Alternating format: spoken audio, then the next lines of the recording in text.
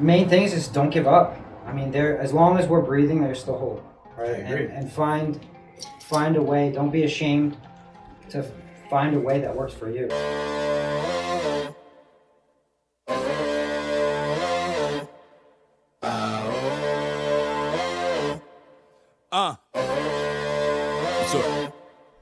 I am a rebel, I am defiant. Going against the odds, striving for great, my actions define it. Taking back what is ours, feeling like David against Goliath. Even when stakes are large, I'm not afraid to take down a giant. In order to walk with the gods, play the cards that was handed. Welcome to Local Legends, where we have a chat with everyday heroes about their stories from around the way. So joining us, we have CHRIS SPALLINA, who is a program manager for the Phoenix Sober community. So thank you so much, CHRIS, for joining us today. Thank you. Thanks for having me. It's great to have a person like him on here. I'm excited for this interview. Yes. So let's get into the first question. What is your connection to the veteran responder community, and why are you so passionate about helping others? Great question. So both of my grandfathers were in World War II. And I was always really proud of them. My father got drafted to Vietnam. He couldn't go to Vietnam because his eyesight was so bad. My brother's a chief detective in Asbury Park. So it's just kind of like a family connection to me. And then growing up during a time when 9/11 happened, I was 18 years old. I always just felt it was kind of my duty to be patriotic and to serve those that were serving us, because I never had the courage to serve on my own.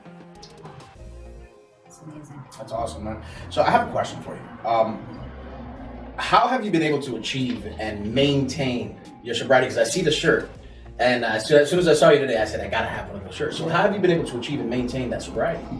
Yeah, it's been a really long road for me. I first tried to get sober around the time I said I was 18. I was in college, and I won't go through all the stories, right. But the 12-step community didn't really resonate with me. I ended up going to 8 different detoxes and 10 different treatment centers. Finally, 2013, I ended up getting sentenced to prison, and luckily I got sentenced to a diversionary program they have in New York State that's called shock incarceration, and it's basically based off of a boot camp. Right. So for 90 days, I got to wake up and say, "Sir, yes, sir," and make my bed with hospital corners, and wake up and do PT every morning. Right. So I found that fitness was something that was helping me with my emotional regulation, and shortly thereafter, I got off parole and stuff, and I started using again. But when I found being able to put that together with community, that was the piece of the puzzle that was missing for me. Finding other people that were trying to stay sober and wanted to do all these fun, safe, healthy activities. It's great alternatives. Wow. So you mentioned about mental health and things of that nature. So during this pandemic, as a collective, a lot of things have changed within our communities, unfortunately, and those things definitely have affected our mental health. So what techniques and practices have you used to keep yourself positive and proactive during this time? Yeah, I mean, for my own recovery and for my own wellness, I'm really big into meditation.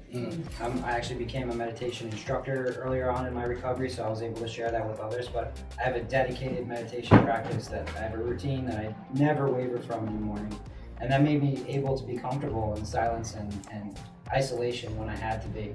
And on top of that, yoga and fitness and family, but most of all, like we were talking about, community, right? Community connection. And luckily through my job, we figured out right away that we had to keep this community together, and we put all of our events up on a live stream platform. So instead of just being able to broadcast or be part of the New Jersey community, we now have members in 50 states and 6 countries outside of America.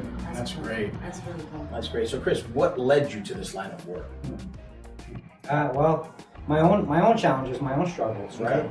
Like when I struggled so hard, and I mean, I was in prison. I overdosed multiple times. I let my family down. I let myself down.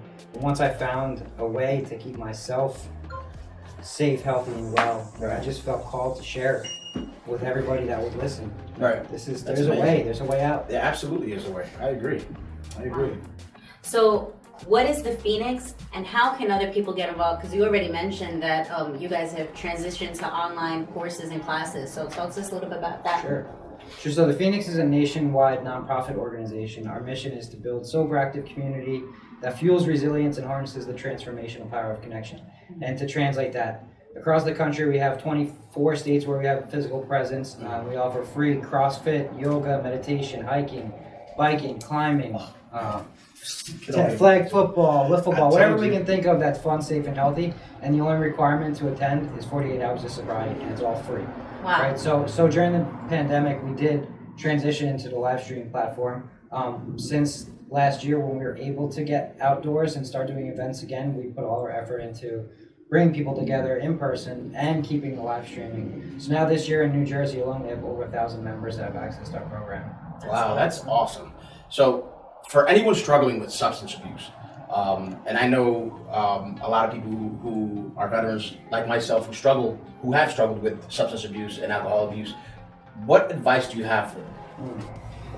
The main thing is just don't give up. I mean, as long as we're breathing, there's still hope, right? I agree. And find a way. Don't be ashamed to find a way that works for you. There's no one right way to recover. Right. My story is not going to be the same as your story. Is not going to be the same as hers, and we can't be ashamed of that. We just have to be willing to ask for help and be willing to follow people that have been there before and Right. show us the way. Right. I love what you're doing, Chris. Thank you. Love it. Thank you. So from addiction to now local legend status, you've managed to defeat many odds. What kind of impact do you strive your legacy to leave behind? Question. Yeah, great question. Really, I just want people to remember me as someone that was always willing to lend a hand and share my experience. You know, it's been such a long road for me and I've been to so many dark places that when I was finally able to come out, I just want to share that. And if I save one life doing this, that's enough for me. That's Amazing. And we thank you so much for sharing your story with us. Thank you. Appreciate you very much. Thank you.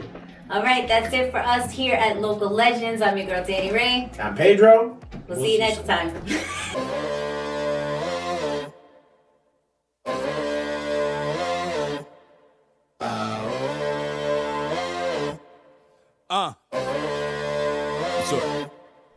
I am a rebel, I am defiant. Going against the odds, striving for great, my actions define it. Taking back what is ours, feeling like David against Goliath. Even when stakes are large, I'm not afraid to take down a giant. In order to walk with the gods, play the cards that was handed.